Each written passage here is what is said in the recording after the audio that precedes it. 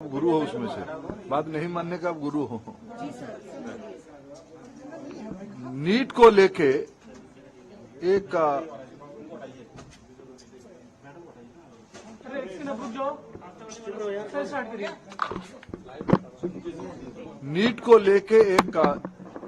फैसला आज supreme court की स्तर से आई है। नीट में इस बार 24 लाख बच्चे परीक्षा दिए थे। कट ऑफ डेट में लगभग 13 लाख विद्यार्थी एग्जामिनेशन को क्वालिफाई किए। 4,500 सरीके सेंटर नीट एग्जामिनेशन के लिए देश भर में होती है। राजेश जी आप थोड़ा क्वाइट रहिए।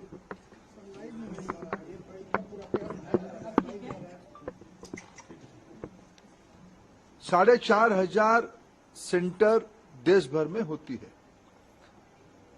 अनेक देशों में भी नीट की सेंटर होती है। खाड़ी के देशों में होती है, पड़ोस के देशों में होती है और 13 भाषा में एग्जामिनेशन होता है। दुर्भाग्य से इस बार नीट की 2 क्वेश्चन सेट्स होता है।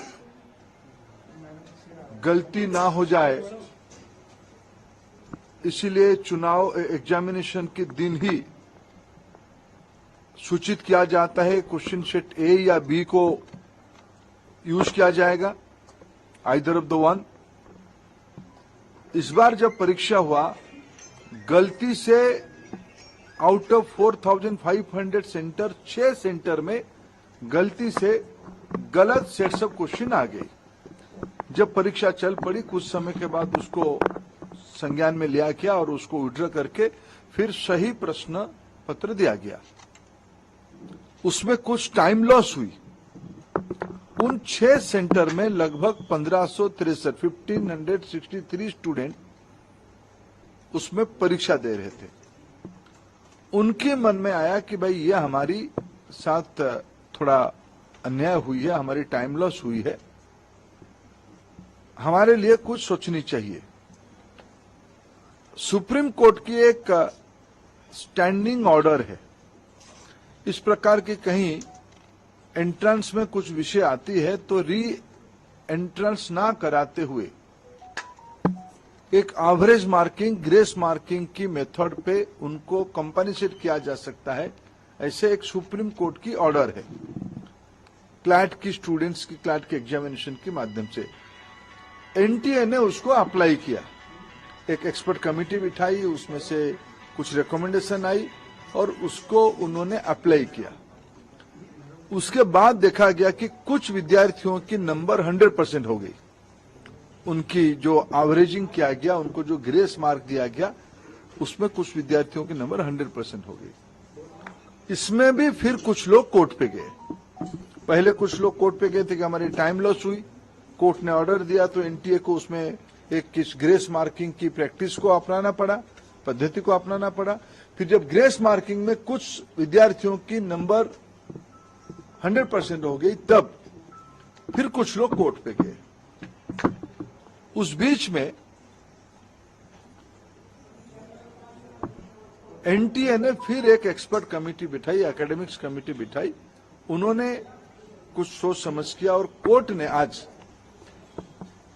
उस कमेटी के ऑब्जर्वेशन को देखते हुए आज ऑनरेबल सुप्रीम कोर्ट ने स्पष्ट किया है उन 1563 स्टूडेंट्स को री एग्जामिनेशन का अपॉर्चुनिटी दिया जाए।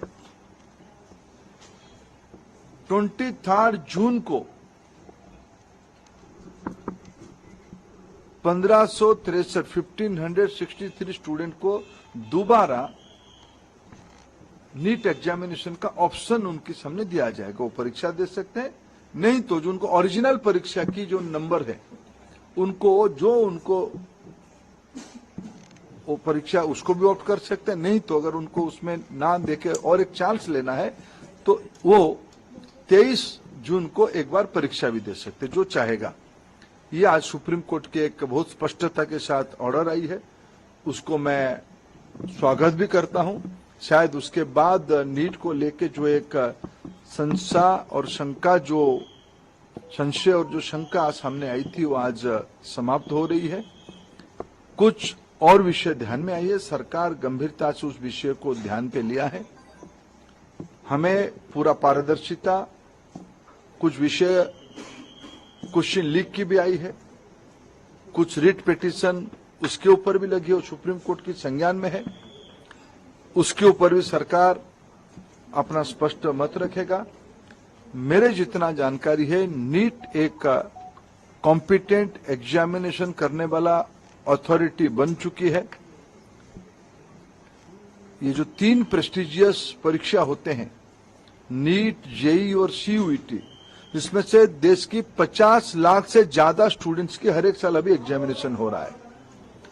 विश्वसनीयता बढ़ी है, इसलिए आने वाले दिनों में सारे प्रकार की शंका संशय को दूर करने के लिए और पारदर्शिता लिया जाएगा और जो लोग उसमें कहीं ना कहीं एक आधा जगह पे कुछ गड़बड़ी करने का कोशिश कर भी रहे होंगे, उनके ऊपर कार्रवाई भी लिया जाएगा। और सुप्रीम कोर्ट की जो लार्जर प्रश्न सुप्रीम कोर्ट के सामने है, सरकार अपना मत उसमें से स्पष्ट रखेगी। तो जिसकी वजह से बच्चों को खामियाजा उठाना पड़ रहा है, क्या उनके ऊपर कोई कार्रवाई होगी? प्रियंका गांधी भी इसको लेकर ट्वीट वगैरह कर रही हैं। देखो, आज सुप्रीम कोर्ट की ऑर्डर के बाद इसमें जो लोग अनावश्यक राजनीति करना चाहते हैं वो संशय खत्म होते। फिर मैं कहना चाहता हूं, 24 लाख बच्चे परीक्षा देते हैं, उनमें से 13 लाख बच्चे उत्तीर्ण होते हैं कट ऑफ डेट के ऊपर। यह समस्या परीक्षा में मिसमैनेजमेंट के कारण 6 सेंटर में 1563 बच्चों की आई है, ये स्टैटिस्टिक्स है। उसके ऊपर भी सुप्रीम कोर्ट की एक मॉडल को हमने अपनाया, उसमें भी कुछ लोग कोर्ट पे गया। आज कोर्ट ने उस फैसला को स्पष्ट किया है, उनको री एग्जामिनेशन कर दिया जाएगा।